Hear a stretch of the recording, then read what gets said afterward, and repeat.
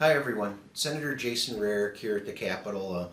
I'm back. Session is over, kind of tying up some loose ends here at the office, but just wanted to give everyone kind of one last feel of how things ended this year. It was something I have never seen before, and I know some people feel that kind of the way things erupted in both the House and the Senate in the final hours, the way Republicans were up in arms. And I've heard a little bit of feedback on that. I just want to remind everybody, this was a reaction to what has happened for 2 years here at the Capitol. The Democrats had full control of both the House, the Senate, and the governor's office. So we know they can virtually pass anything they want to. What we ask is that you follow the process and you follow the rules in order to do so. But what we saw and what we've witnessed for 2 years is a complete failure to do that. They were not giving proper notice for committee hearings so that the public could come and weigh in properly, and that the Republicans could be prepared to ask the right questions, which is what the committee process is for. On the House and Senate floor, repeatedly, amendments and different discussion points were shot down, but not by the rules, just by the sheer fact that they had the votes to take things down. We would clearly show that something was germane. They'd vote it down saying it's not. Processes were not followed.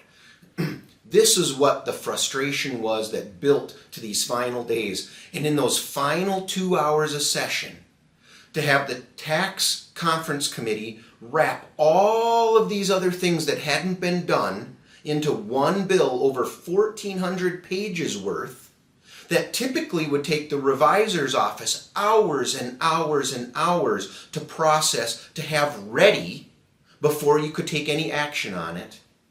The Democrats bring that forward and pass it through the House and the Senate. That is what caused such a reaction from Republicans, saying this is not the way to legislate, especially when you have full control. I really, really hope Minnesotans paid attention. Did I like the way it ended? I absolutely did not. But think back in history, back to our founding fathers. There were times of uproar, of chaos on chamber floors because of improprieties that were done. And that is what I witnessed this last year beyond anything else that I've seen here at the Capitol. I sure hope we can get back to a time where the two parties work together.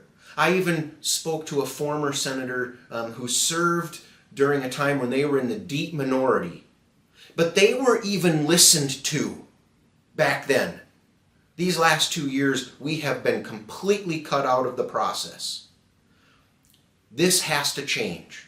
We cannot allow this to continue, or you will continue to see incidents like this, where that is the only thing the minority can do to try to stop the far, far opposite agenda getting done.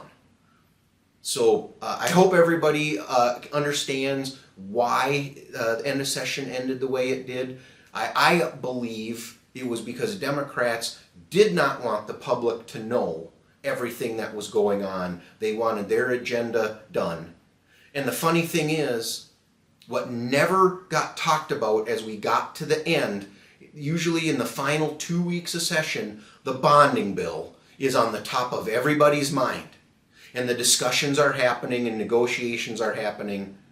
That just never happened this year, because that was not the number one priority of the Democrats. Their number one priority was to figure out how to get their policies through, and they did it in a way that just ignored process and ignored the rules.